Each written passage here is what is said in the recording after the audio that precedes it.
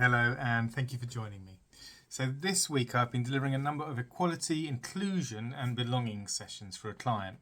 I love these sessions as they always generate fascinating discussions. The aim of them, I guess, is more than to raise awareness, but more like to move the dial on how people interact and respond to those around them on an everyday basis. I don't believe everything that we do needs to be world-shaking events, but that even the small increases in the tolerances people have for each other and in the kindness and respect they show towards one another, then when we do this as a collective level, we can in fact change the world. In the sessions this week, I tried this exercise for the first time called Trusted 10.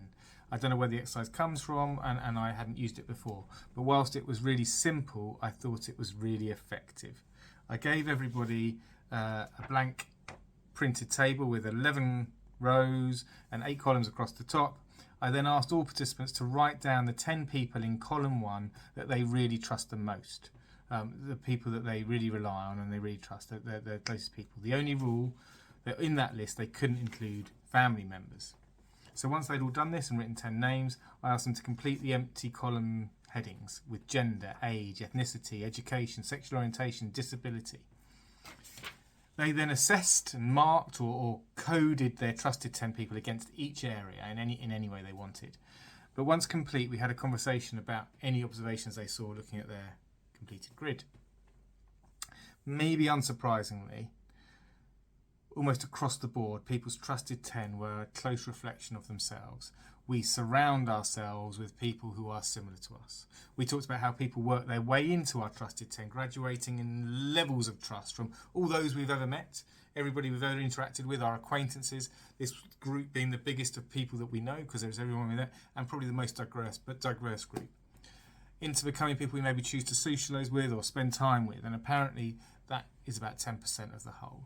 And then as we become more comfortable with these people and start to trust them more and our trust grows, a select few move into our trusted 10. People we trust the most, our inner sanctum. For most of us, and this was played out in the groups this week, our most trusted are also our least diverse group.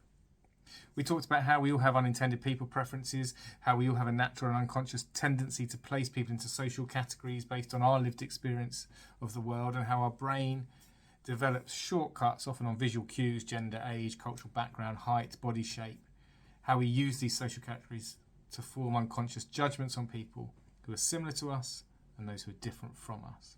This affinitive bias where we are more likely to favour those similar to ourselves, where we tend to be more supportive of and make time for those who have an unconscious affinity with us, plays out in every aspect of our lives.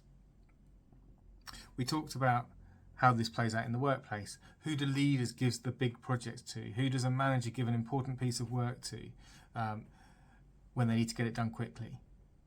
They give it to those they can rely on. They draw automatically on those whom they can trust the most within the organisation. Without knowing it, leaders and managers unconsciously draw on certain prejudices that they allow people like us to be in their inner circle at work, their trusted 10. In doing so, they create a more uniform team that lacks real diversity and potential for different thought and insight. And wow, do we miss a trick as a result. We all know not just the moral arguments for diversity and inclusion. We all know how diverse teams are more successful, are higher performing, are more creative, and are more innovative. We need to bring awareness of our biases to the forefront of our minds to make our decision making more conscious. We need to deliberately slow down our thinking and our decision making, reconsidering our reasons for our decisions, questioning our stereotypes, and monitoring each other. I loved running these sessions. I loved the conversations that we had, and I loved helping to get people to challenge their own thinking and their own approach. The exercise really brought the point home.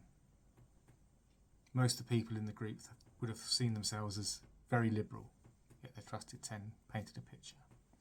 What we think influences our behaviours, and our behaviours shape our outcomes. We can all choose to influence the world around us. I think it starts simply by thinking more positively and more consciously. Thank you very much. Have a fab weekend.